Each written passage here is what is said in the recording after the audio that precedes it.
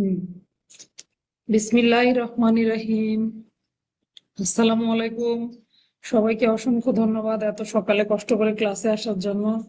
আমরা সকালের ক্লাসে ফৌজদারি কার্যবিধি পড়ছিলাম। ফৌজদারি কার্যবিধি মোটামুটি আমাদের অনেকগুলো ধারা গত ক্লাসে আলোচনা হয়েছে। ম্যাজিস্ট্রেট আদালতের বিচার কার্যক্রম কিভাবে অনুষ্ঠিত হবে, দায়রা আদালতের বিচার কার্যক্রম কিভাবে অনুষ্ঠিত হবে। পাশাপাশি আমরা জেনেছি রাজসাক্ষী বা অ্যাপ্রুভার কখন রাজসাক্ষী ঘোষণা করা হয়, ফৌজদারি কার্যবিধির কত ধারায় রাজসাক্ষীকে আদালত ক্ষমার প্রস্তাব করবেন বা অপরাধের সহযোগী ব্যক্তিকে ক্ষমার প্রস্তাব করবেন, কোন কোন অপরাধের ক্ষেত্রে ক্ষমার প্রস্তাব করা হয়। পেনাল কোডের অনেকগুলো অপরাধ দেখেছি। প্রথম শ্রেণী মেট্রোপলিটন ম্যাজিস্ট্রেট ক্ষমার প্রস্তাব করতে পারেন, পাশাপাশি দায়রা আদালত রায় ঘোষণার পূর্বে ক্ষমা করেই দিতে পারেন, 337-38 ধারা, তাই না? এরপরে রাজসাক্ষী যদি আবার ক্ষমার প্রস্তাব গ্রহণ করার পর সম্পূর্ণ সত্য তথ্য প্রকাশ না করে বা মিথ্যা তথ্য দেয়, তার জন্য রাজসাক্ষীর বিরুদ্ধে দুই ধরনের সমস্যা। আগের মামলার বিচার তো তার বিরুদ্ধে হবেই, পাশাপাশি মিথ্যা সাক্ষ্য দানের জন্য তার বিরুদ্ধে বিচারের কার্যক্রম গ্রহণ করা যাবে। আরো জেনেছি কোনো ব্যক্তি তিনি যদি মিথ্যা সাক্ষ্য দেন, এটা প্রমাণ করার দায়িত্ব কার উপরে বর্তায়? Public prosecutor. সাক্ষী হওয়ার পরও যদি সে মিথ্যা সাক্ষ্য দেয়, এই বিষয়টা প্রমাণ করবেন পাবলিক প্রসিকিউটর।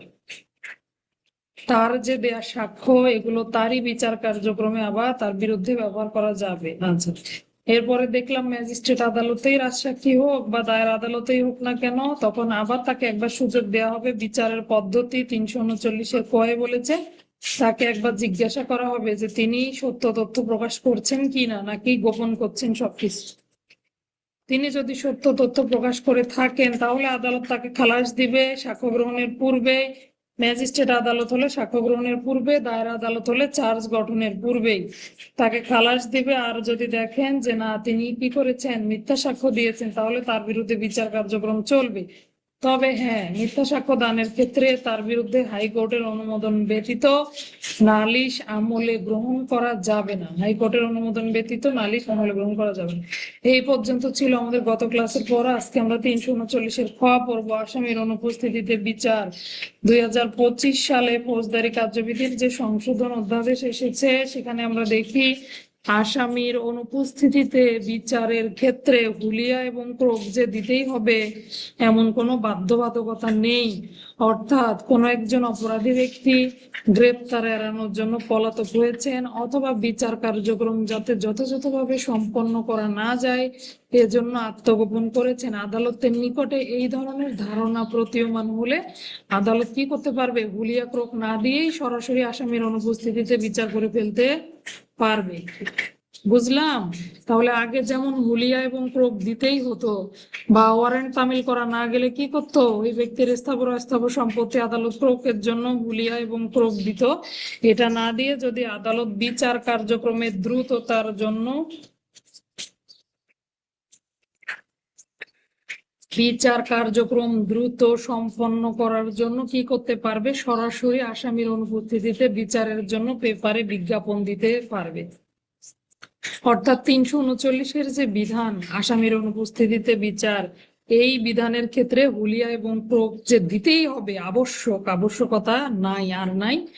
এখন হুলিয়া ক্রোক ছাড়াও কি করতে পারবে? হুলিয়া ক্রোক ছাড়াও পেপারে বিজ্ঞপ্তি দিয়ে ওই ব্যক্তির অনুপস্থিতিতে এই বিচার কার্যক্রম পরিচালনা করতে পারবে। এটা গেল এক রকমের প্রসেস। এর ছাড়া হুলিয়া ক্রোক যে দিবে না এমন না, আদালত চাইলে দিতে পারে, না দিয়েও যদি বিচার করে ধরার আর কোনো সুযোগ নাই। তো এরপরে বলেছে যদি হুলিয়া এবং ক্রোক দিয়ে থাকে, আদালত হুলিয়া ইস্যু করে থাকে, ক্রোক ইস্যু করে থাকে কোনো ব্যক্তির বিরুদ্ধে, এবং যদি আদালতের মনে হয় যে না তিনি আত্মগোপন করেছেন বা হাজির হবেন না, তখন একটা পেপারে, কয়টি পত্রিকা? জাতীয়ভাবে প্রচলিত একটি দৈনিক বাংলা, এই লাইনটা একটু দাগিয়ে রাখেন যাদের কাছে নতুন সংশোধনী আছে, না থাকলে বইয়ের পাশে লিখে রাখেন একটি দৈনিক জাতীয়। আগে কিন্তু দুইটা জাতীয় পত্রিকা ছিল, হ্যাঁ, সংশোধনে এখন জাতীয়ভাবে প্রচলিত একটি দৈনিক বাংলা পত্রিকায় এই বিজ্ঞপ্তিটা প্রকাশ করা হবে এবং সুনির্ধারিত সময়ের মধ্যে আদালতে যাতে ওই ব্যক্তি উপস্থিত হয় এরকম করে পেপারে বিজ্ঞাপন দেওয়া হবে। এরপর যদি তিনি না থাকে, 339-এর খ-এর 2-এ বলেছে কোনো ব্যক্তি যদি একবার হাজির হওয়ার পর অথবা জামিনে থাকা অবস্থায় পলাতক হন, তাহলে এত কিছু লাগবে না, সরাসরি তার অনুপস্থিতিতে বিচার কার্যক্রম পরিচালনা করা যাবে। বুঝতে পারলাম ঘটনা? মোট কথা হলো দুইটা। কি কি? প্রথম কথা হলো হুলিয়া ক্রোক না দিয়েও আসামির অনুপস্থিতিতে বিচারের জন্য পেপারে বিজ্ঞপ্তি দেয়া যাবে। আর দ্বিতীয় কথা হলো একটি দৈনিক একটি জাতীয় পত্রিকায় প্রচলিত একটি পত্রিকায় বিজ্ঞাপন দিতে হবে। বিজ্ঞাপন দেওয়ার ক্ষেত্রে একটা পেপারে বিজ্ঞাপন দিলেই হবে। আচ্ছা, এরপরে আমরা যাব 339-এর গ, বিচার নিষ্পত্তির সময়সীমা। অঙ্ক ভালো পারেন কারা, তাদের জন্য আরো এই ধারাটা বুঝতে সুবিধা। বিচার নিষ্পত্তির সময়সীমা এত বেশি না নিয়ে আমরা শুধু সময়গুলো নেব। দেখেন, সাধারণত আমরা দেখলাম দুই রকমের আদালতে বিচার হয়, একটা হলো ম্যাজিস্ট্রেট আদালত আর একটা হলো দায়রা আদালত, তাই তো? দায়রা আদালত বা সেশন কোর্ট, ম্যাজিস্ট্রেট আদালত বা ম্যাজিস্ট্রেট কোর্টে বিচার কার্যক্রম সম্পন্ন হয়। আচ্ছা, তো দুই আদালতে বিচারের জন্য আমরা যেমন তদন্তের জন্য সুনির্ধারিত সময় পাই, বিচারের জন্য তো সুনির্ধারিত সময় থাকবে, তাই না? নির্ধারিত সময়ের বাইরে গিয়ে বিচার সম্পন্ন করার সুযোগ নেই, আর অপরাধীদেরকে দীর্ঘদিন ঝুলিয়ে রাখারও সুযোগ নেই। কেন? একটা ইংরেজি প্রবাদ আছে না, জাস্টিস ডিলেইড জাস্টিস ডিনাইড। অর্থাৎ আপনি বিচার কার্যক্রম যত লেন্দি হবে তত বিচারের ন্যায় ন্যায় বিচার ব্যাহত হবে। এই জন্য কি করেছে, আদালতগুলোর একটা বিচারের জন্য সুনির্ধারিত সময় বেঁধে দেয়া আছে। তাহলে ম্যাজিস্ট্রেট আদালত বিচারের জন্য কতদিন সময় পাবে? ম্যাজিস্ট্রেট আদালত মামলা নিষ্পত্তি করার জন্য কতদিন সময় পান, বা কতদিনের মধ্যে বিচার নিষ্পত্তি করতে হবে? 180 দিনের মধ্যে বিচার কার্যক্রম সম্পন্ন করবেন। বুঝতে পারলাম? তাহলে ম্যাজিস্ট্রেট আদালত পাবে 180 দিন, দায়রা আদালত পাবে 360 দিন। যাদের বই 260 আছে একটু কেটে 360 লিখে নেন। হ্যাঁ, তাহলে ম্যাজিস্ট্রেট আদালত বিচারের জন্য 180 দিন সময় পাবেন, দায়রা আদালত পাবে 360 দিন। আচ্ছা, মামলা হলো সেদিন থেকে 360 দিন না, পুলিশ রিপোর্ট গৃহীত হওয়ার পর। এই কথাটা বেশি গুরুত্বপূর্ণ। এরকম করে এমসিকিউ গুলো দেয়, ম্যাজিস্ট্রেট আদালত বিচারের জন্য যে সময়সীমা পান সেই সময়সীমা শুরু হবে কবে থেকে? মামলা আমলে নেওয়ার পরের দিন থেকে, অপরাধী ব্যক্তি গ্রেপ্তারের পরের দিন থেকে, প্রথম শুনানির পরবর্তী তারিখ থেকে, মামলার পুলিশ রিপোর্ট পাওয়ার সময় থেকে। মানে পুলিশ রিপোর্ট দেয়া হলো সেদিন থেকেই এই সময়টা গণনা করা হবে, এই বিচারের সময়টা গণনা হবে মোকদ্দমা প্রাপ্ত হওয়ার তারিখ থেকে। মানে কি, পুলিশ রিপোর্ট দেওয়া হলো অর্থাৎ আনুষ্ঠানিকভাবে চার্জ গঠন হলো, এরপর থেকে শুরু হবে বিচারের সময়সীমা বা বিচার নিষ্পত্তির সময়সীমা। তিনটা কথা জানলাম। 339-এর গ, বিচার নিষ্পত্তির সময়সীমা কবে থেকে? পুলিশ রিপোর্ট দেওয়া তারিখ থেকে বা মোকদ্দমা প্রাপ্ত হওয়ার তারিখ থেকে। এই প্রাপ্ত হওয়া মানে পুলিশ রিপোর্ট দেয়া। ম্যাজিস্ট্রেট আদালতের বিচার 180 দিন, দায়রা আদালতের বিচার কতদিন? 360 দিন। এবার আসেন গুরুত্বপূর্ণ দুইটা কথা, এই দুইটা কথা বুঝে নেন। যখন পড়বেন একা একাটা বুঝতে পারবেন না, আমি একদম নিশ্চয়তা দিচ্ছি যে একা একা পড়লে বুঝতে পারবেন না। এখনই একটু ভালো করে বুঝে নেন। দুইয়ের কয়ে বললো দুইটা আদালতের তো আলাদা আলাদা বিচারের সময়, তাই না? তো হোসনে আরা নামক একজন ব্যক্তির বিরুদ্ধে তিনটা মামলা আছে, তিনটা মামলাই ম্যাজিস্ট্রেট আদালতে বিচারাধীন অথবা দায়রা আদালতে বিচারাধীন। তো তিনটা মামলাতে সে কতদিন সময় পাবে? যেহেতু ম্যাজিস্ট্রেট আদালতের বিচার 180 দিন, তাহলে একটার 180 দিন পাবে, পরেরটার আবার 180 দিন, তারপরে আবার 180 দিন, এরকম না। এই 180 দিন একইভাবে মোকদ্দমা প্রাপ্ত হওয়ার তারিখ থেকে আরম্ভ হবে। যদি তিনটা মামলার একই সাথে পুলিশ রিপোর্ট দেয়া হয়, তাহলে 180 দিনের ভেতরেই তিনটারই বিচার কার্যক্রম সমাপ্ত করতে হবে। কেন? এতদিন তো ঝুলিয়ে রাখার কোনো সুযোগ নেই। বুঝতে পারলাম ঘটনা? যদি কোনো ব্যক্তির বিরুদ্ধে একাধিক মামলা থাকে, কোনো ব্যক্তি যদি একাধিক মোকদ্দমার আসামি হয়, সেটা হোক দায়রা আদালত হোক ম্যাজিস্ট্রেট আদালত, তাহলে ওই 180 দিন বা ওই নির্ধারিত সময়ের মধ্যেই মামলার বিচার নিষ্পত্তি করতে হবে। দুইটা মামলা, দুইটাই ম্যাজিস্ট্রেট আদালতে, দুইটাই 180 দিনের ভেতরেই সম্পন্ন করতে হবে। আপনি 180 যোগ করতে পারবেন না। বুঝতে পারলেন? আচ্ছা, আরেকটা হলো দুইয়ের ক্ষয়ে বলেছে যদি কোনো মামলা স্থানান্তরিত হয় বা যদি কোনো মামলা হস্তান্তরিত হয়ে যায়, ম্যাজিস্ট্রেট আদালতের বিচার হলো 180 দিন। কোনো মামলা বিচারের জন্য ম্যাজিস্ট্রেট আদালতে গৃহীত হওয়ার পর সেটা চিফ জুডিশিয়াল ম্যাজিস্ট্রেটের কাছে স্থানান্তরিত হলো 60 দিন পরে। তাহলে 180 দিন থেকে 60 দিন অলরেডি বিচারের কার্যক্রম চলে গেছে। পুলিশ রিপোর্ট পাওয়ার পর ধরেন এটা স্থানান্তরিত হয়েছে, তাহলে 60 দিন চলে গেলে বাকি কতদিন থাকে? 120 দিন। তখন কিন্তু আর ওই পুরো সময়টা পাবে না। প্রথম আদালত মানে দুই আদালত মিলে বা যতগুলো আদালতেই মামলা স্থানান্তরিত হোক না কেন, সবগুলো মিলেই সময়টা গণনা হবে। তাহলে বুঝতে পারলাম ঘটনা। তাহলে দুইয়ের কয়ে বললো, যদি কোনো ব্যক্তির বিরুদ্ধে একাধিক মোকদ্দমা থাকে বা তিনি একাধিক মোকদ্দমার আসামি হন, তাহলে ওই মামলার সময়সীমা 180 দিন বা 360 দিনই, ওর মধ্যেই আপনাকে মামলার বিচার নিষ্পত্তি করতে হবে। আর যদি কোনো ব্যক্তির মামলা এক আদালত থেকে অন্য আদালতে স্থানান্তরিত হয়ে যায়, তাহলে যতটুকু সময় এক আদালত নিয়ে নিল বাকি সময়ের মধ্যে বিচার নিষ্পত্তি করতে হবে। ধরেন 60 দিন নিয়ে নিছে, 180 দিনের আর থাকলো 120 দিন। 120 দিন সময় পাবে পরের হস্তান্তরিত যে আদালত, সেই আদালত বিচার নিষ্পত্তি করার জন্য 120 দিন সময় পাবে। ক্লিয়ার? তাহলে দুই রকম জিনিস আমরা জানলাম, একাধিক মামলা থাকলে কিভাবে বিচারের সময় গণনা হবে, আর যদি মামলা স্থানান্তরিত হয়ে যায় সেক্ষেত্রে কিভাবে বিচারের সময়সীমাটা কাউন্ট হবে।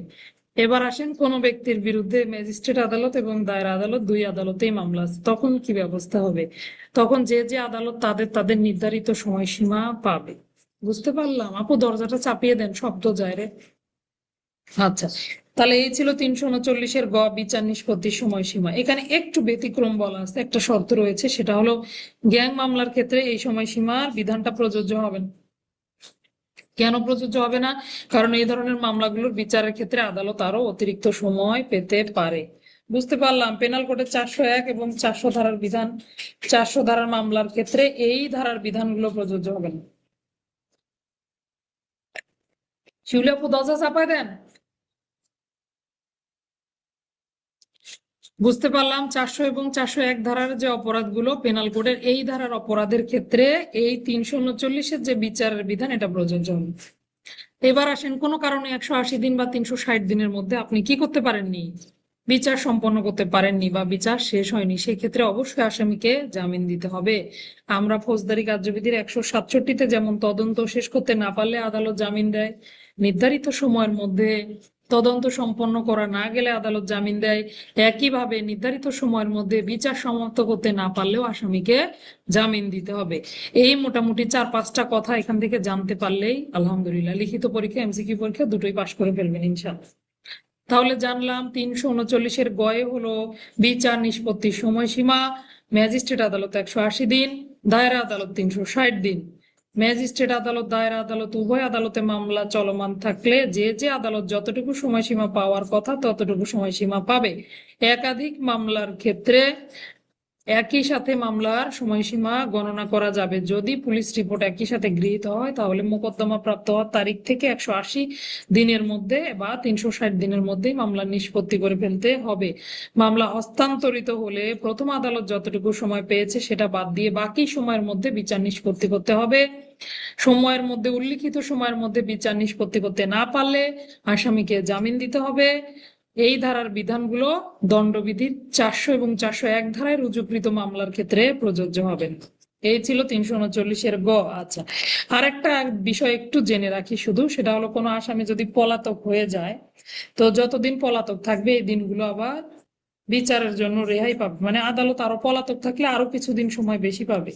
আসামি জামিনে মুক্তি লাভের পর যদি পলাতক হয়ে যায়, যতদিন পলাতক থাকবে সেই দিনগুলি আবার গণনা করা যাবে না।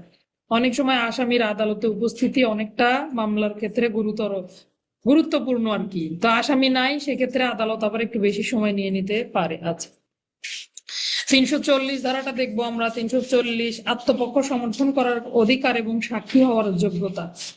একজন অপরাধী ব্যক্তি তিনি নিজের আত্মপক্ষ সমর্থনমূলক বক্তব্য দিতে পারবেন আদালতে, পাশাপাশি তিনি সাক্ষীও হতে পারবেন, তাই না? আমরা পেনাল কোডেও দেখেছিলাম, আমরা প্রবিধান যখন পড়েছি তখন আমরা দেখেছি 265 বিধিতে বলা আছে যে আসামিকে কি করা যাবে, সাক্ষী হিসেবে গণ্য করা যাবে যদি তার জবানবন্দি পুলিশ অফিসার 161 ধারা মোতাবেক লিপিবদ্ধ করেন, সিআরপিসির 161 ধারা মোতাবেক লিপিবদ্ধ করেন, বা ওই তালিকায় অপরাধী ব্যক্তির নাম থাকে, তাহলে তিনি সাক্ষী হতে, আসামিও কিন্তু সাক্ষী হতে পারেন। আর সিআরপিসি সংক্রান্ত যদি আলোচনা আসে আসামি কি সাক্ষী হতে পারেন, তখন আমরা 340 ধারাটা ব্যবহার করব। 341ও দিতে পারবেন, দুঃখিত 342টাও দিতে পারবেন সঙ্গে, আসামির জবানবন্দি গ্রহণের ক্ষমতা।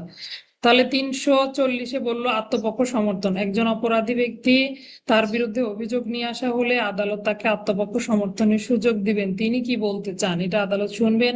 পাশাপাশি তিনি তার সহযোগী অপরাধীদের পক্ষে রাজসাক্ষী কি করে, বিপক্ষে কথা বলে না, সহযোগী অপরাধীদের বিরুদ্ধে কথা বলে রাজসাক্ষী। কিন্তু এই ক্ষেত্রে আসামি কি করতে পারবে, সহযোগী অপরাধীদের পক্ষেও সাক্ষ্য দিতে পারবে। অভিযুক্ত ব্যক্তি মানে কি, তিনি নিজেও আসামি, আসামি পক্ষে সাক্ষী হওয়ার জন্য যোগ্য বলে বিবেচিত হবেন।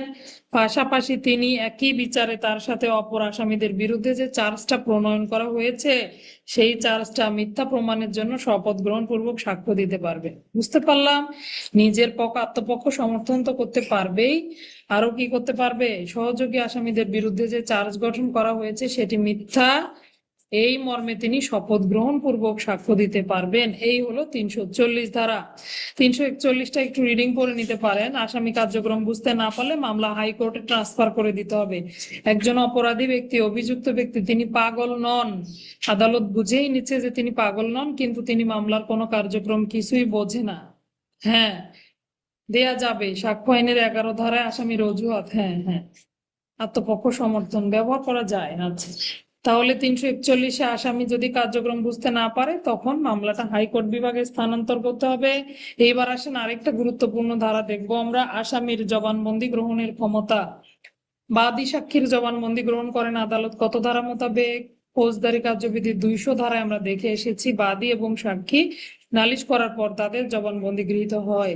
আসামির স্বীকারোক্তিমূলক জবানবন্দি গ্রহণ করেন কততে, ম্যাজিস্ট্রেট আদালত, দায়রা আদালত 164, 364 ধারার পদ্ধতি অনুযায়ী, তাই না? হ্যাঁ, এরপরে দেখেন আসামির জবানবন্দি গ্রহণ করেন, ওটা কিন্তু স্বীকারোক্তিমূলক জবানবন্দি ছিল। হ্যাঁ, প্রশ্নের মধ্যে খেয়াল করবেন যে কি চেয়েছে, বাদীর জবানবন্দি, আসামির স্বীকারোক্তিমূলক জবানবন্দি, নাকি শুধু আসামির জবানবন্দি, এগুলো খেয়াল করে তারপরে উত্তর দেখাবেন। যদি আসামির জবানবন্দি গ্রহণের ক্ষমতা থাকে তাহলে 342, স্বীকারোক্তিমূলক জবানবন্দি গ্রহণের ক্ষমতা হয় তাহলে 164 দিতে পারবেন, 364 দিতে পারবেন।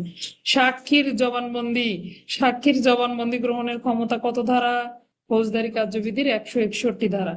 তাহলে খেয়াল করবেন প্রশ্নে যে কার জবানবন্দি চেয়েছে, এই জায়গাগুলোতে প্যাচ লেগে যায়, তাই না?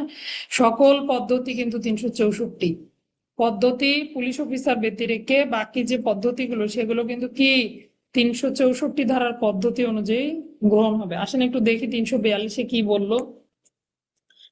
আসামি তার বিরুদ্ধে সাক্ষ্য দেয়া যে পরিস্থিতি তৈরি হলো আদালতে, আসামির বিরুদ্ধে অলরেডি কিছু সাক্ষ্য আদালতে দেয়া হলো, দেওয়ার পরে আদালত অনুসন্ধান বিচারের যে কোনো পর্যায়ে তাকে সতর্ক করে না দিয়েই যে কোনো প্রশ্ন জিজ্ঞেস করতে পারবেন, অথবা আত্মপক্ষ সমর্থন করার পূর্বে মোকদ্দমা সম্পর্কে যে কোনো প্রশ্ন জিজ্ঞাসা করতে পারবেন। আচ্ছা, সাফাই সাক্ষীর আগে আত্মপক্ষ সমর্থন তো করতে পারবেই, আমরা দেখলাম একটু আগে, আবার সহযোগী আসামিদের পক্ষেও সাক্ষী দিতে পারবে। তো তার আগেই আদালত তাকে কি করতে পারবে, যে কোনো প্রশ্ন জিজ্ঞাসা করতে পারবে। অর্থাৎ সাফাই সাক্ষীর আগে আদালত আসামির জবানবন্দি গ্রহণ করতে পারবে। আদালতে কোনো কিছু বলার সুযোগ দেয়া মানে কি, এটাই তো আপনি মনে করেন আত্মপক্ষ সমর্থন অথবা কোনো অপরাধী ব্যক্তির জবানবন্দি গ্রহণ, তাই না? তাহলে আদালতে কোনো আগে থেকে সতর্ক করে না দিয়েই অভিযুক্ত ব্যক্তিকে যে কোনো প্রশ্ন করতে পারে।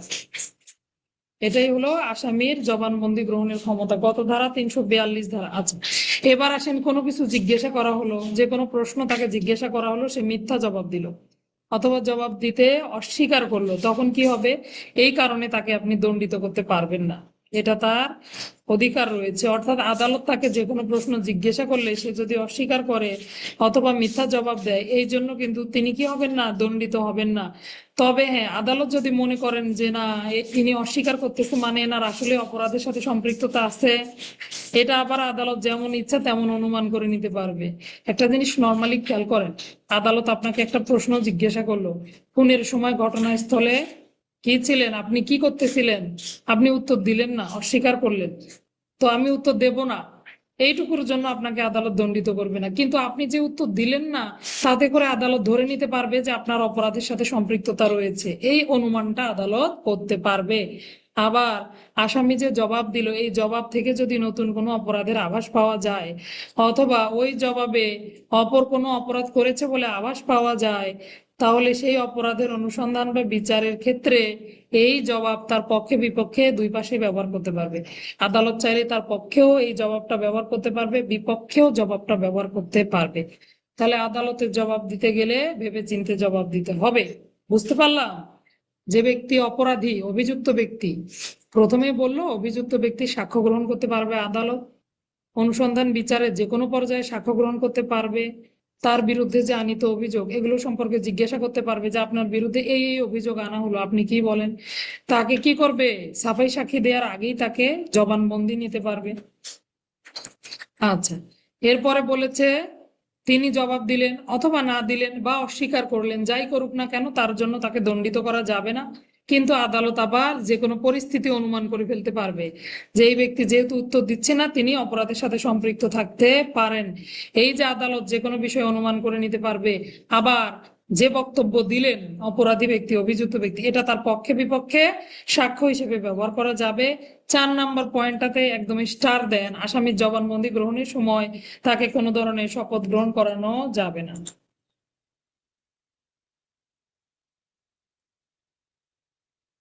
বুঝতে পারলাম? আসামির জবানবন্দি গ্রহণের সময় আসামিকে কোনো ধরনের শপথ গ্রহণ করা যাবে না। 200 ধারায় দেখেছি আমরা বাদীকে সাক্ষীকে শপথ গ্রহণ করানো যায়, বাদী সাক্ষী স্বাক্ষর করে, ম্যাজিস্ট্রেট স্বাক্ষর করে, কিন্তু 342 ধারায় বললো আসামিকে শপথ গ্রহণ করানো যাবে না। আচ্ছা, তথ্য প্রকাশের জন্য বাধ্য করা যাবে না, 343 ধারাটা একটু আমরা নেব।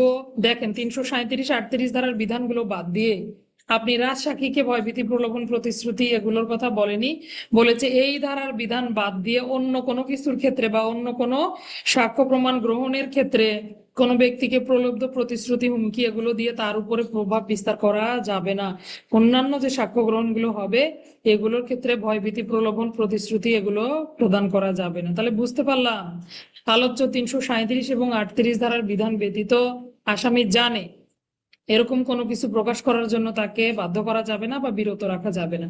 যে ব্যক্তি কি করেছে, 337, 38 ধারা মোতাবেক রাজসাক্ষী হলো, সে তো একটা লোভ, তাকে একটা লোভ দেখানো হলো না যে আপনি কি করবেন না, আপনি আপনি যদি সবকিছু সত্য বলে দেন, সত্য সত্য প্রকাশ করেন, তাহলে আপনাকে বিচারের আওতায় আনা হবে না, তাহলে আপনাকে কি করা হবে, ক্ষমা করা হবে। এটা তো এক ধরনের প্রলোভন বলা যেতে পারে। তো ওই অংশটুকু বাদ দিয়ে অন্য কোনো আসামি, অন্য কোনো আসামিকে কোনো কিছু প্রকাশ করতে ভয়ভীতি, প্রলোভন, প্রতিশ্রুতি এগুলো দেয়া যাবে না। বুঝতে পারলাম ঘটনা?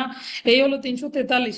তাহলে রাজসাক্ষী 337, 38 ধারার যতটুকু কার্যক্রম এতটুকু ব্যতি রেখে অপরাধী ব্যক্তিকে কোনো কিছু বলতে বাধ্য করা যাবে না। 344টা একটু এখানে আমরা শুধু দেখবো, এটা এমসিকিউ এর জন্য গুরুত্বপূর্ণ, এগুলো সব এমসিকিউ, হ্যাঁ, লিখিত পরীক্ষার জন্য আসতে পারে, বিচার নিষ্পত্তির ব্যাপারটা আসতে পারে, আর এই 342 ধারাটা আসতে পারে। এছাড়া বাকিগুলো সব এমসিকিউ করতেছি। কার্যক্রম স্থগিত বা মুলতবি রাখার ক্ষমতা, আসামিকে হেফাজতে প্রেরণ, কোনো সাক্ষী, মামলার কোনো গুরুত্বপূর্ণ সাক্ষী যদি না থাকে, কোনো গুরুত্বপূর্ণ সাক্ষী যুক্তিসঙ্গত কারণে অনুসন্ধান বিচারের কার্যক্রম স্থগিত রাখা যাবে, পাশাপাশি অপরাধী ব্যক্তিকে মামলা মুলতবি রেখে অপরাধী ব্যক্তিকে হেফাজতে প্রেরণ করা যাবে। দেখছেন?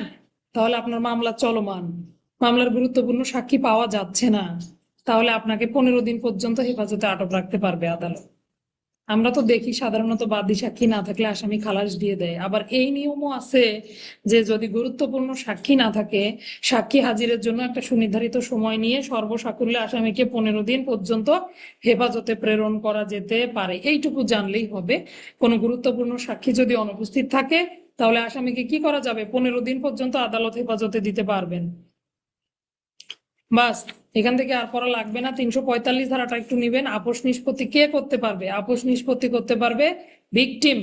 কোন মামলার অপরাধী ব্যক্তি কখনো আপোষ নিষ্পত্তি করতে পারে না। আপোষ কে করে? যিনি ক্ষতিগ্রস্ত হয়েছেন তিনি যদি চান তাহলে আপোষ হবে। আপনি আসামি, আপনি চাইলে কি আপোষ হবে? আমি আসামি, আমি চাইলে আপোষ হবে না। এই যে আপোষ নিষ্পত্তি চাওয়া পাওয়া নির্ভর করবে মামলার বাদী বা ভিকটিমের উপর, এইটুকু জানলেই হবে। তাহলে 345 হলো অপরাধের আপোষ নিষ্পত্তি।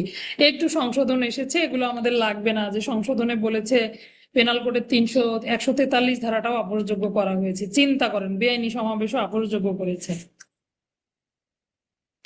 তো দরকার নাই ওইভাবে, তাহলে আমরা শুধু এইটুকু নিলেই চলবে। 351 ধারাটা দেখবো, আদালতে হাজির অপরাধীকে আটক রাখা। কোনো ব্যক্তি আদালতে হাজির আছেন, যেই যেই ব্যক্তিকে আদালত ওয়ারেন্ট দিয়ে হাজির করার জন্য ক্ষমতাবান। বুঝতে পারতেছি? কোনো ব্যক্তিকে আদালত কি করতে পারবে? ওয়ারেন্ট দিয়ে হাজির করতে পারবে। ওয়ারেন্ট দিয়ে আদালতে হাজির করার জন্য আদালত কি ক্ষমতাবান। এরকম ব্যক্তি আদালতে অলরেডি হাজির আছে।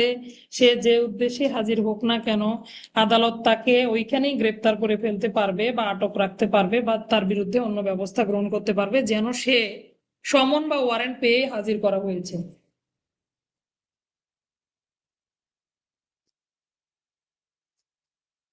আচ্ছা, বুঝতে পারলাম ঘটনাটা। মনে করেন কোনো একজন ব্যক্তি যে কোনো কারণে আদালতে হাজির আছে। তো আদালত অনুসন্ধান বিচারের পর্যায়ে সাক্ষ্য প্রমাণগুলো দেখে মনে হলো যে না, এই ব্যক্তিকে আটক করা প্রয়োজন, ন্যায় বিচারের স্বার্থে এই ব্যক্তিকে এখনই আটক করা প্রয়োজন। তাহলে আদালত তাকে আটক করে দিতে পারবে, কারণ আদালতে এমনিতে ওই ব্যক্তিকে ওয়ারেন্ট দিয়ে ধরে নিয়ে আসার ক্ষমতাবান। বুঝতে পারলাম? রেবেকা নামক জনৈক ব্যক্তি, তিনি সাক্ষী দেওয়ার জন্য আদালতে গেলেন, কিন্তু আদালতে দেখা গেল ওই আদালতে তার বিরুদ্ধে একটা মামলা বিচারাধীন। আদালত দেখলো, অনুসন্ধান বিচারের কার্যক্রমে যে কোনো পর্যায়ে গিয়ে দেখলো যে এই ব্যক্তিকে আদালত ওয়ারেন্ট দিয়ে ধরে আনার জন্য অলরেডি ক্ষমতাবান। তাহলে আদালত ওই ব্যক্তিকে আটক করে দিতে পারে। ন্যায় বিচারের স্বার্থে বা বিচারের সুবিধার্থে আদালত ওই ব্যক্তিকে অ্যারেস্ট করে ফেলতে পারে। অর্থাৎ আদালতে হাজির অপরাধীকে আটক রাখা, এটা আমরা আগে ব্যবহার করতাম শো অ্যারেস্টে, কিন্তু এখন যেহেতু 167 ধারা এসেছে, এই ধারা ব্যবহারের কিন্তু সুযোগ নাই। এটা শুধু আদালতে হাজির অপরাধীকে আটক রাখা। আচ্ছা, এরপরে 352 ধারা দেখবো, আদালত উন্মুক্ত থাকবে। এটা আবার আমরা ব্যবহার করি ট্রায়াল ইন ক্যামেরা। 352 যে দ্বিতীয় অংশটুকু আছে শর্ত, এটা কিন্তু রুদ্ধদ্বার কক্ষে বিচারের ক্ষেত্রে আমরা ব্যবহার করি। কারণ কি? প্রথমে বলেছে আদালত উন্মুক্ত থাকবে। যে কোনো আদালতে যখন বিচার চলমান থাকবে, সর্বসাধারণের প্রবেশ অধিকার থাকবে। সবাই এখানে ঢুকতে পারবে, এই মামলার কার্যক্রম কিভাবে পরিচালিত হচ্ছে না হচ্ছে দেখার জন্য অধিকারী হবে। বুঝতে পারলাম? তাহলে আদালতে প্রবেশ বা বিচার চলাকালীন সময় আদালতে উপস্থিতি সর্বসাধারণের জন্য উন্মুক্ত থাকবে, প্রথম কথা। দ্বিতীয় কথা হলো, কিছু স্পেশাল মামলার ক্ষেত্রে, যেমন আমরা দেখি নারী শিশু নির্যাতন দমন আইনের যে অপরাধগুলো, শিশু আইনের অধীনে যদি কোনো বিচার কার্যক্রম পরিচালিত হয়, সেই ক্ষেত্রে আদালত চাইলে সবাইকে বের করে দিয়ে রুদ্ধদ্বার কক্ষে বিচার, মানে দরজা বন্ধ করে বিচার কার্যক্রম পরিচালনা করতে পারবে। মামলার ভিকটিম, বাদী অথবা অপরাধী ব্যক্তির মঙ্গলার্থে আদালত কি করতে পারবে? কিছু বিশেষ ব্যক্তিকে আদালতে উপস্থিত থেকে বাদ বাকি সবাইকে বের করে দিয়ে আদালত বিচার কার্যক্রম পরিচালনা করতে পারবে। এটাই হলো রুদ্ধদ্বার কক্ষে বিচার বা ট্রায়াল ইন ক্যামেরা। তো এই দুই রকম কথা বলা আছে 352। প্রথমে বলেছে আদালত উন্মুক্ত থাকবে যতক্ষণ পর্যন্ত আদালতে মানুষের জায়গা হয়, স্থান সংকুলান হওয়া পর্যন্ত আদালতে মানুষ প্রবেশ করতে পারবে বা এখানে বিচারকালে উপস্থিত থাকতে পারবে। তবে হ্যাঁ, আদালত যদি দেখে বিশেষ মামলার ক্ষেত্রে আদালত অনুসন্ধান বিচারের যে কোনো পর্যায়ে সবাইকে বের করে দিয়ে শুধুমাত্র কতিপয় ব্যক্তি, যাদের না থাকলেই নয়, তাদেরকে রেখে বিচার কার্যক্রম পরিচালনা করতে পারবে। এটাই হলো রুদ্ধদ্বার কক্ষে বিচার। যদি এরকম আসে যে রুদ্ধদ্বার কক্ষে বিচার কাকে বলে, কোন কোন আইনের কত ধারা মোতাবেক রুদ্ধদ্বার কক্ষে বিচারের পদ্ধতি আলোচনা আছে, পারবেন না লিখতে? যদিও সবগুলো মাইনর অ্যাক্ট আমরা পড়ে শেষ করতে পারিনি, মোটামুটি জানি তো, তাই না? নারী শিশু নির্যাতন দমন আইনের রুদ্ধদ্বার কক্ষে বিচার হয় কত ধারা মোতাবেক? 20-6। নারী শিশু নির্যাতন দমন আইনে কত? ঘুমাচ্ছেন কেন? সকালের ক্লাসে এত কষ্ট করে এসে ঘুমানো যাবে না। শিশু আইনেও রুদ্ধদ্বার কক্ষে বিচার করা হয়, আমার মনে নাই এই মুহূর্তে ধারাটা। আচ্ছা, এরপরে 352 ধারা সিআরপিসি, এখানেও আমরা দেখলাম রুদ্ধদ্বার কক্ষে বিচার হয়। তাহলে কিভাবে লিখবো আমরা এটা? সাধারণত বিচার কার্যক্রম আদালতে, বিচার কার্যক্রমে আদালতে যে কোনো ব্যক্তি উপস্থিত থাকতে পারবেন, এভাবে লিখলাম। লেখার পরে লিখবো, তবে কিছু বিশেষ আদালত সবার স্থান যতক্ষণ সংকুলান হয় ততক্ষণ পর্যন্ত সর্বসাধারণের প্রবেশাধিকার থাকবে, কিন্তু কিছু কিছু বিশেষ মামলার ক্ষেত্রে আদালত আইনজীবী, উভয় পক্ষের আইনজীবী, সংশ্লিষ্ট ভিকটিম অথবা অপরাধী শিশুর পিতামাতা অথবা মামলার অভিযুক্ত ব্যক্তির পিতামাতা বা কিছু বিশেষ ব্যক্তি ব্যতীত সকলকে আদালত ভবন থেকে প্রত্যাহারের জন্য নির্দেশ দিতে পারেন, মানে বের হয়ে যাওয়ার জন্য নির্দেশ দিতে পারেন। এভাবে বিশেষ মামলার ক্ষেত্রে কতিপয় ব্যক্তির উপস্থিতিতে যে বিচার কার্যক্রমটি পরিচালিত হয় সেটাকে কি বলা হয়? রুদ্ধদ্বার কক্ষে বিচার বলা হয়। 352 ধারা।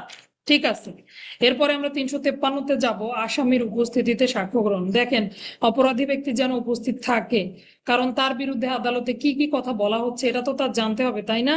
এই জন্য আদালতে বলা আছে, ম্যাজিস্ট্রেট আদালত বা দায়রা আদালতের বিচার হোক আর সংক্ষিপ্ত বিচার হোক, 20, 22, 23, যে অধ্যায় অনুযায়ী বিচার কার্যক্রম পরিচালিত হোক না কেন তখন যেন তিনি আসামি অন্তত উপস্থিত থাকেন, না হলেও তার পক্ষের অ্যাডভোকেট সেখানে উপস্থিত থাকেন।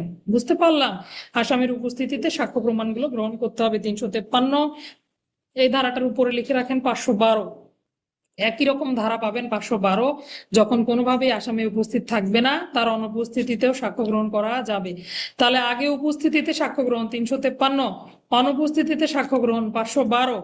আচ্ছা, 357 থেকে একটা এমসিকিউ নেব, সাক্ষ্য লিপিবদ্ধ করার ভাষা। যখন এই যে দুই পক্ষ সাক্ষী দিবে, আদালত যখন সাক্ষ্যটা লিপিবদ্ধ করবে, দুটো ভাষা ব্যবহার করতে পারবে, মাতৃভাষা, আদালতের ভাষা। ইংরেজি ভাষা আদালতের ভাষা, মাতৃভাষাটাই তো হলো আদালতের ভাষা, তাই না? তাহলে ইংরেজি ভাষা আদালতের ভাষা, মোটামুটি রায়ের ভাষাও পাবেন দুইটা, ইংরেজি ভাষা আদালতের ভাষা, স্বীকারোক্তিমূলক জবানবন্দি গ্রহণের ভাষা আসামি যে ভাষায় সেই ভাষায়, তবে হ্যাঁ সেটা ইংরেজি ভাষা বা আদালতের ভাষা হতে পারে। আবার আপনারা কি দেখেছেন, চার্জের ভাষা 221 পড়েছি না? একদম 221-6 পড়েছিলাম। চার্জের ভাষা কি হবে? ইংরেজি ভাষা আদালতের ভাষা। মোটামুটি ভাষাগত কোনো প্রশ্ন আসলে এই দুইটাই দিবেন, আদালতের ভাষা, ইংরেজি ভাষা, বাস দেখবেন যে এমসিকিউ রাইট হয়েছে। 364 দিয়ে আজকে আমাদের ক্লাস শেষ হবে ইনশাল্লাহ। আমরা একটু দেখি 364, আসামির স্বীকারোক্তিমূলক জবানবন্দি কিভাবে লিপিবদ্ধ করবেন। প্রবিধান 467 বিধিতে যে যে কথাগুলো বলা হয়েছে, নিয়মাবলীগুলো রয়েছে, এগুলো তো অনুসরণ করবেনই। পাশাপাশি ম্যাজিস্ট্রেট, দেখেন যে কোনো ম্যাজিস্ট্রেট অথবা হাইকোর্ট বিভাগ, তাহলে আমরা 164-তে হাইকোর্ট পড়েছিলাম, হাইকোর্ট কি কথা বলা ছিল, কিন্তু তারপর হাইকোর্ট বিভাগ মানে কি আমি যখন বলি এই জন্য যে আদালতের কথা উল্লেখ থাকে সেই আদালত তো পারেই, পাশাপাশি তার ঊর্ধ্বতন আদালতগুলো কিন্তু কি করতে পারে, স্বীকারোক্তিমূলক জবানবন্দি গ্রহণ করতে পারে। অর্থাৎ যখন কোনো ম্যাজিস্ট্রেট বা হাইকোর্ট বিভাগ ছাড়াও অন্যান্য আদালত যারা আছেন তারা যখন আসামির জবানবন্দি গ্রহণ করবেন, সকল প্রশ্ন, জিজ্ঞাসিত সকল প্রশ্নের জবাব যে ভাষায় প্রদান করেছেন সেই ভাষাতেই লিপিবদ্ধ করতে পারেন। এটা যদি সম্ভব না হয় তাহলে ইংরেজি ভাষা অথবা আদালতের ভাষায় এটা লিপিবদ্ধ করা যাবে, কিন্তু পূর্ণাঙ্গভাবে লিপিবদ্ধ করতে হবে। পাশাপাশি আসামিকে দেখাতে হবে, পড়ে শোনাতে হবে, এবং সে যেন বুঝতে পারে, এভাবে তাকে বুঝিয়ে দিতে হবে বোধগম্য ভাষায়। এটা তাকে বোঝানোর পরে সে যদি নতুন কিছু যুক্ত করতে চায় যুক্তও করতে পারবে, কিছু বাদ দিতে চায় বাদও দিতে পারবে। আচ্ছা, যখন আসামির নিকটে মনে হবে যে না হ্যাঁ এখন ঠিকঠাক আছে আমার জবানবন্দি, তখন আদালত কি করবেন, আসামির একটা স্বাক্ষর নিবেন, আদালত নিজেও স্বাক্ষর করবেন এবং ম্যাজিস্ট্রেট নিচে একটা সার্টিফিকেট দিবেন এই মর্মে যে এই যে স্বীকারোক্তিমূলক জবানবন্দি গ্রহণ করা হলো এটি একদম পক্ষপাতহীন, মানে নিরপেক্ষ, সত্য, পূর্ণাঙ্গ সত্য। আসামিকে পড়ে শোনানো হলো, বোঝানো হলো, তিনি সজ্ঞানী সুস্থ মস্তিষ্কে কি করলেন, এই স্বীকারোক্তিমূলক জবানবন্দি প্রদান করলেন। এই দুইটা 364-র 1-2 পড়লেই হয়ে যাবে। আচ্ছা, এই পর্যন্তই থাকবে ক্লাস। ধন্যবাদ সবাইকে। একটু রিভিশনে যাব, আমরা কি কি পড়লাম এক নজরে একটু দেখে নেই। গত ক্লাসে পড়েছিলাম রাজসাক্ষীর বিচার, ওইদিকে আর গেলাম না। এরপরে আমরা আসামির অনুপস্থিতিতে বিচার থেকে শুরু করেছি। 339-এর খ, অর্থাৎ আসামির অনুপস্থিতিতে বিচারের ক্ষেত্রে হুলিয়া এবং ক্রোক যে দিতেই হবে এমন কোনো বাধ্যবাধকতা নেই। হুলিয়া ক্রোক না দিয়েও কি করা যাবে, বিচার কার্যক্রম পরিচালনার জন্য পেপারে বিজ্ঞাপন দেয়া যাবে। একটি দৈনিক জাতীয় বাংলা বহুল প্রচলিত পত্রিকায় সুনির্ধারিত সময় দিয়ে, আদালতে হাজির হওয়ার সময় দিয়ে পেপারে বিজ্ঞাপন দিতে পারবেন এবং ওই সময়ের মধ্যে অপরাধী ব্যক্তি এসে আদালতে হাজির হবেন। আচ্ছা, এরপরে আসেন, যদি 87 ধারা 88 ধারা মোতাবেক হুলিয়া ক্রোক আদালত দিয়েই থাকেন সমস্যা নাই, এটার পরেও যদি আদালতের মনে হয় আত্মগোপন করতে পারে তাহলেও আদালত কি করতে পারবে, পেপারে বিজ্ঞপ্তি দিতে পারবে। 339-এর খ, এরপর না আসলে তার অনুপস্থিতিতে বিচার কার্যক্রম চলমান থাকবে। অথবা তিনি যদি একবার এসে হাজির হয়ে পলাতক হন তখন আর এত কষ্ট করতে হবে না, সরাসরি বিচার করা যাবে। জামিন নিয়ে থাকা অবস্থায় পলাতক হন তখনও কি করা যাবে, বিচার কার্যক্রম পরিচালনা করা যাবে। 339-এর গ, বিচারের সময়সীমা, বিচার নিষ্পত্তির সময়সীমা কতদিন দেখলাম, ম্যাজিস্ট্রেট আদালত 180 দিন, দায়রা আদালত 360 দিন, একাধিক মোকদ্দমা থাকলেও 180 দিন 360 দিনে সমাপ্ত করতে হবে। তবে একই ব্যক্তির বিরুদ্ধে মামলা যদি হস্তান্তরিত হয়ে যায় অন্য আদালতে, সেই ক্ষেত্রে আবার বাকি যে সময়টা, এই সময়টা শুধু পাবে, অর্থাৎ হস্তান্তরিত হওয়ার জন্য যে সময়টা লাগলো এটা বাদ দিয়ে বাকি যে সময়টুকু থাকবে এই সময়টুকু মধ্যে বিচার নিষ্পত্তি করতে হবে। বিচার সময়সীমা উল্লিখিত বিচারের জন্য উল্লিখিত সময়সীমার মধ্যে বিচার নিষ্পত্তি করতে না পারলে আদালত কি করবেন, আসামিকে জামিন দিবেন। এটা গ্যাং মামলার ক্ষেত্রে প্রযোজ্য হবে না। আসামি পলাতক থাকলেও আদালত কিছু বেশি সময় পেতে পারেন। 340 আত্মপক্ষ সমর্থন করতে পারবে, নিজের পক্ষে সাক্ষী দিতে পারবে, সহযোগী আসামিদের পক্ষেও সাক্ষী দিতে পারবে। কিন্তু যখন সহযোগী আসামির পক্ষে সাক্ষী দিবেন তখন কিন্তু তিনি সাক্ষী না, এই সময় কিন্তু শপথ গ্রহণ করে সাক্ষী দেবেন। বুঝতে পারলাম ঘটনা? আচ্ছা, এরপর আসছেন 341, আসামি কার্যক্রম বুঝতে না পারলে মামলা হাইকোর্টে স্থানান্তর করতে হবে। 342, আসামির জবানবন্দি গ্রহণের ক্ষমতা। মামলা অনুসন্ধান বিচারের যে কোনো পর্যায়ে আসামিকে কি করা যাবে? তাকে পূর্বেই সতর্ক করে না দিয়ে আদালত যে কোনো প্রশ্ন জিজ্ঞাসা করতে পারবে। এই প্রশ্নের উত্তরে যদি তিনি অন্য কোনো কথা বলেন অথবা তিনি উত্তর না দেন, জবাবে অস্বীকার করেন, তার জন্য কেবলমাত্র তাকে দণ্ডিত করা যাবে না, তবে আদালত যদি কোনো অপরাধের আভাস পায়, এই আভাস পেলে তার নিজের বক্তব্য তার পক্ষে বিপক্ষে সাক্ষ্য হিসেবে ব্যবহার করা যাবে। আর বলেছে কি, আসামিকে শপথ গ্রহণ করানো যাবে না। আসামিকে নিজের পক্ষে যখন জিজ্ঞাসাবাদ করা হবে, জবানবন্দি নেওয়া হবে, তখন শপথ গ্রহণ করা যাবে না। 337, 38 ধারার কার্যক্রম ব্যতীত রাজসাক্ষীকে যে শর্তে ক্ষমা করা হলো ওইটুকু শর্ত বাদ দিয়ে তাকে অন্য কোনো ধরনের প্রলোভন প্রতিশ্রুতি দেখানো যাবে না, কোনো কিছু স্বীকার করতে বাধ্য করা যাবে না। 343, 344-এ বলেছে যদি গুরুত্বপূর্ণ সাক্ষী না থাকে তাহলে আদালত মামলা মুলতবি ঘোষণা করতে পারবে, অপরাধী ব্যক্তিকে হেফাজতে প্রেরণ করতে পারবে, তবে সেটা যেন সর্বসাকুল্যে 15 দিনের বেশি না হয়। 345, অপরাধের আপোষ নিষ্পত্তি করতে পারবে মামলার ভিকটিম বা বাদী। পেনাল কোডের 143 ধারা নতুন সংশোধনী অনুযায়ী আপোষযোগ্য করা হয়েছে। 352, ট্রায়াল ইন ক্যামেরা বা রুদ্ধদ্বার কক্ষে বিচার অথবা আদালত ভবন উন্মুক্ত থাকবে, তাহলে আদালতে যতক্ষণ পর্যন্ত স্থান সংকুলন হয় সর্বসাধারণের প্রবেশাধিকার থাকবে। বিশেষ মামলার ক্ষেত্রে প্রবেশাধিকার সীমাবদ্ধ করা যাবে। 353, আসামির উপস্থিতিতে সাক্ষ্য গ্রহণ করতে হবে, অন্তত পক্ষে যেন আসামির অ্যাডভোকেট থাকেন। অনুপস্থিতিতে সাক্ষ্য গ্রহণ 512। এরপরে পড়লাম 357, সাক্ষ্য লিপিবদ্ধ করার ভাষা দুই রকমের হয়, আদালতের ভাষা, ইংরেজি ভাষা। 364, 164, প্রবিধান 467 পড়লাম। কি বলেছে? আসামি স্বীকারোক্তিমূলক জবানবন্দি যে আদালতেই জবানবন্দি গ্রহণ করা হোক না কেন, আসামি যে ভাষায় জবানবন্দি প্রদান করলেন সেই ভাষায় লিপিবদ্ধ করতে হবে।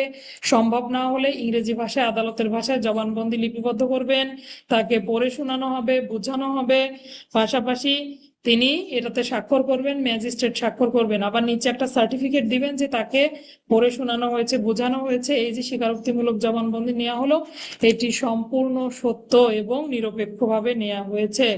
ম্যাজিস্ট্রেটের স্বাক্ষর, ম্যাজিস্ট্রেট ক এবং খ। আসামি তো স্বাক্ষর করবেই, তাই না? আবার পড়ে শোনানোর পর যদি মনে করে না না না হচ্ছে না, মহামান্য আদালত আমি আরো কিছু যুক্ত করতে চাই, যুক্ত করতে পারবে, বাদও দিতে পারবে। ধন্যবাদ সবাইকে। আসসালামু আলাইকুম। সকালের ক্লাস এখানেই সমাপ্ত ঘোষণা করা হলো।